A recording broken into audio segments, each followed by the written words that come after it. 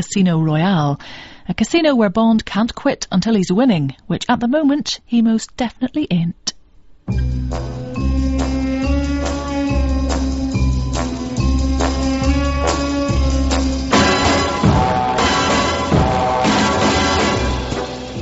Bond sat silent, frozen with defeat. He opened his wide black case and took out a cigarette. He took a deep lungful of smoke and expelled it between his teeth with a faint hiss.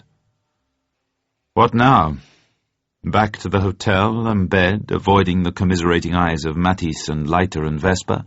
Back to the telephone call to London, and then tomorrow the plane home, the taxi up to Regent's Park, the walk up the stairs and along the corridor, and M's cold face across the table, his forced sympathy, his better luck next time, and, of course, there couldn't be one. Not another chance like this. He looked round the table and up at the spectators. Few were looking at him. They were waiting to see if anyone would conceivably challenge this huge bank of 32 million francs, this wonderful run of banker's luck. Leiter had vanished, not wishing to look Bond in the eye after the knockout, he supposed. Yet Vesper looked curiously unmoved, but then Bond reflected she knew nothing of the game, had no notion, probably, of the bitterness of his defeat. The huissier was coming towards Bond inside the rail. He placed a squat envelope beside Bond on the table. It was as thick as a dictionary. Bond's heart thumped. He took the heavy, anonymous envelope below the level of the table and slit it open with his thumbnail, noticing that the gum was still wet on the flap. Unbelieving, and yet knowing it was true, he felt the broad wads of notes. He slipped them into his pockets, retaining the half-sheet of notepaper which was pinned to the topmost of them. Martial aid, 32 million francs, with the compliments of the USA. Bond swallowed. He looked over towards Vesper. Felix Leiter was again standing beside her. He grinned slightly, and Bond smiled back and raised his hand from the table in a small gesture of benediction. Then he set his mind to sweeping away all traces of the sense of complete defeat which had swamped him a few minutes before. This was a reprieve, but only a reprieve. There could be no more miracles. This time, he had to win. The croupier had completed his task of making a pile of the giant stake in the middle of the table. There lay £32,000. Perhaps, thought Bond, Le Chiffre needed just one more coup, a few million francs, to achieve his object. Then he would have made his 50 million francs, and would leave the table. He showed no signs of moving, and Bond guessed with relief that somehow he must have overestimated Le Chiffre's resources. At last, Le Chiffre nodded. Un banco de 32 millions. The croupier's voice rang out. A silence built itself up round the table. It was then that Bond leant slightly forward. Suivez, he said quietly. There was an excited buzz round the table. The word ran through the casino. People crowded in. 32 million. For most of them it was more than they had earned all their lives. It was, literally, a small fortune. One of the casino directors consulted with the chef de partie. The chef de partie turned apologetically to Bond. Excusez-moi, monsieur. La mise? It was an indication that Bond really must show he had the money to cover the bet. They knew, of course, that he was a very wealthy man, but after all, 32 millions. It was when Bond shovelled the great wad of notes out onto the table that he caught a swift exchange of glances between Le Chiffre and the gunman standing directly behind Bond. Immediately, he felt something hard press into the base of his spine. At the same time, a thick voice speaking southern French said softly, urgently, just behind his right ear, "This is a gun, monsieur. It is absolutely silent. It can blow the base of your spine off without a sound. You will appear to have fainted. I shall be gone. Withdraw your bet before I count 10. If you call for help, I shall fire." The voice was confident. Bond believed it. The thick walking stick was explained. Bond knew the type of gun. He had tested them himself. Said the voice. Bond turned his head.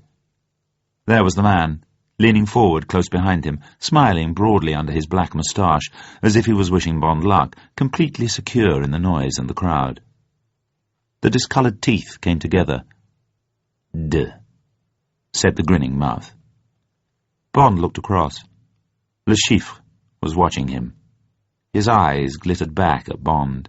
His mouth was open and he was breathing fast. Trois.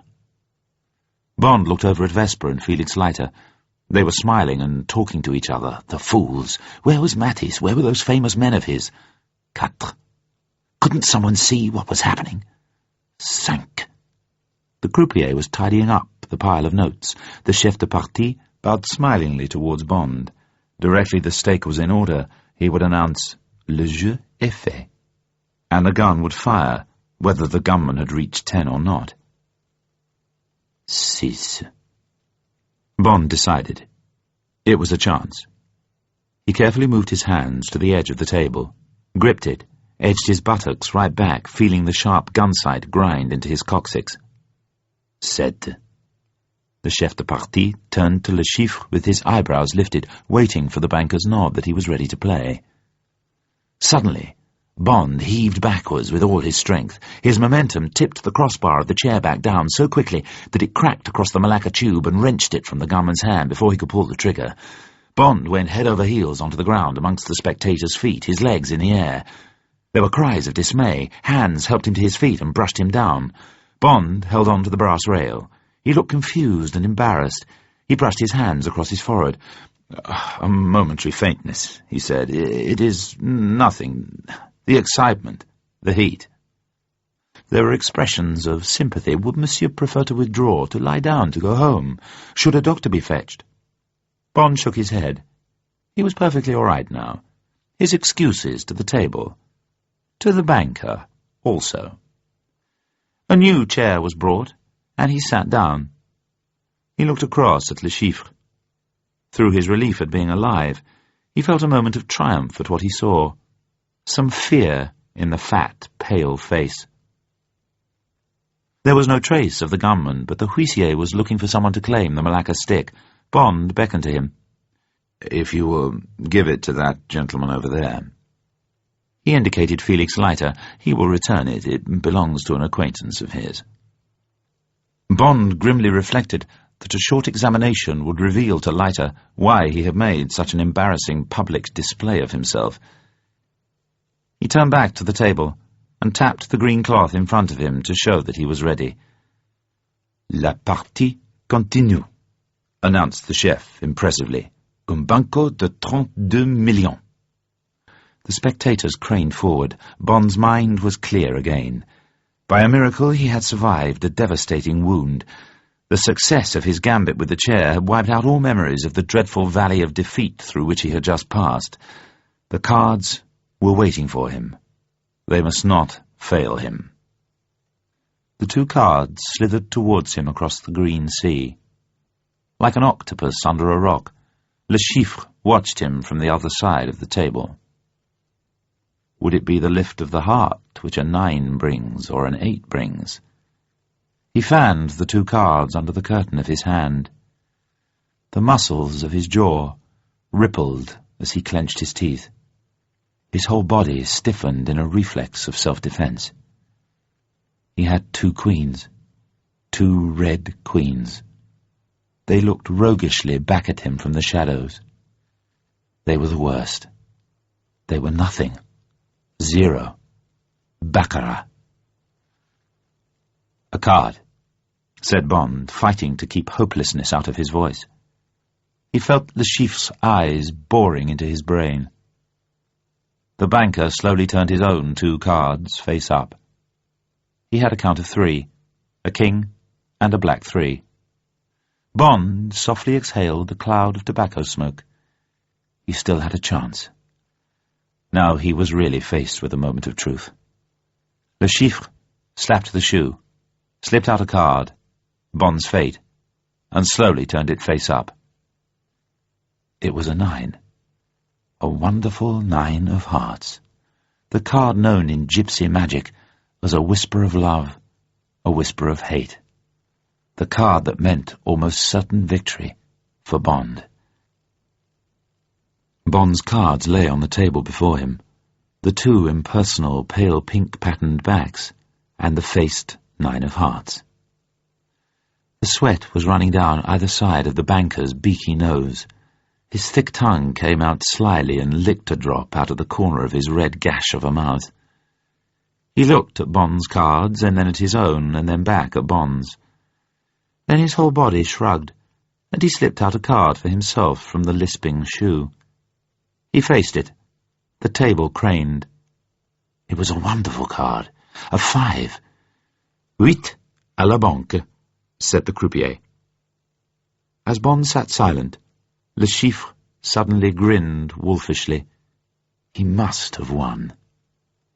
The croupier's spatula reached almost apologetically across the table. There was not a man at the table who did not believe Bond was defeated. The spatula flicked the 2 pink cards over on their backs. The gay red queens smiled up at the lights. Et le neuf! A great gasp went up round the table, and then a hubbub of talk.